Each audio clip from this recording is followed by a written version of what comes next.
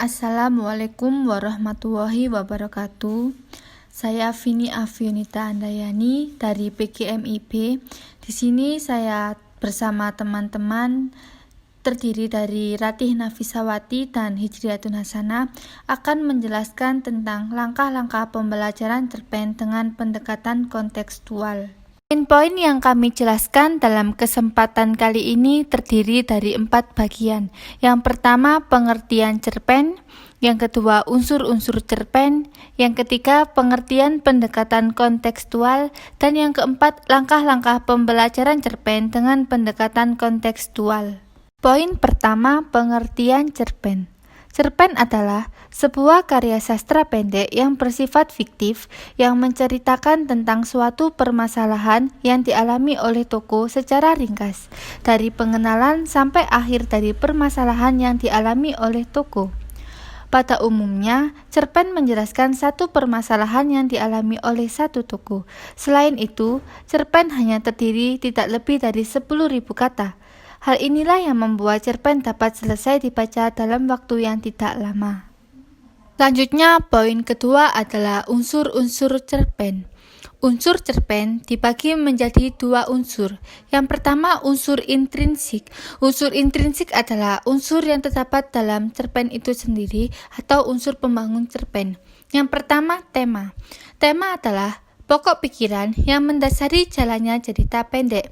Yang kedua, alur atau plot adalah peristiwa yang ada di dalam cerpen. Umumnya, alur cerpen dimulai dari perkenalan, konflik, klimaks, lalu penyelesaian. Yang ketiga, setting. Setting adalah tempat, waktu, dan suasana yang terdapat pada cerpen. Yang keempat, tokoh. Tokoh adalah pemeran yang diceritakan di dalam cerpen, baik pemeran utama maupun pendukung. Yang kelima, watak. Watak adalah sifat dari pemeran yang ada di dalam cerpen. Watak dibagi menjadi 3, yaitu protagonis atau baik, antagonis atau jahat, dan netral. Yang keenam adalah sudut pandang. Sudut pandang adalah cara pandang penulis menceritakan isi atau kejadian dalam sebuah cerpen. Sudut pandang dibagi menjadi 2, yaitu sudut pandang orang pertama dan sudut pandang orang ketiga. Yang ketujuh adalah amanat. Amanat adalah pesan atau pelajaran yang terdapat di dalam cerpen baik tersirat maupun tersurat. Selanjutnya adalah unsur ekstrinsik. Unsur ekstrinsik adalah unsur dari sebuah cerpen dapat berupa latar belakang yang ada di dalam masyarakat, misalnya keadaan sosial, budaya, politik, ideologi dan ekonomi masyarakat atau bahkan legenda yang ada di dalam masyarakat itu sendiri. Selain itu, terdapat juga unsur ekstrinsik lainnya yaitu latar belakang pengarang, baik itu berupa riwayat hidup, pengalaman, dan juga gaya penulisan yang digunakan oleh pengarang. Selanjutnya, pengertian pendekatan kontekstual, yaitu pendekatan kontekstual, konsep belajar yang membantu guru untuk mengaitkan antara materi yang diajarkan dengan situasi dunia nyata siswa dan mendorong siswa membuat hubungan antara pengetahuan yang dimilikinya dengan penerapan dalam kehidupan sehari-hari mereka.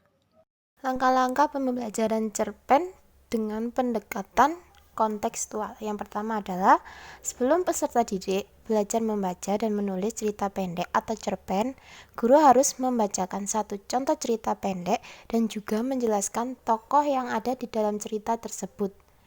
Dalam cerita, guru juga harus memperagakan cerita yang dibacanya agar peserta didik juga merasa tidak bosan ataupun jenuh. Yang kedua, setelah guru membacakan cerita, guru harus memberikan ruang untuk peserta didik untuk membaca dan menulis cerita pendek tentang kehidupan sehari-hari yang ada di lingkungan masyarakat.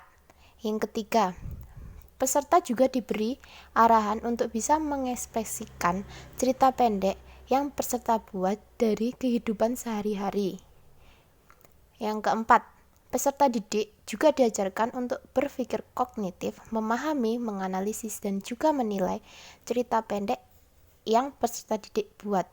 Yang kelima, guru membimbing secara perlahan kepada peserta didik untuk membaca dan menulis cerita pendek tentang kehidupan sehari-hari.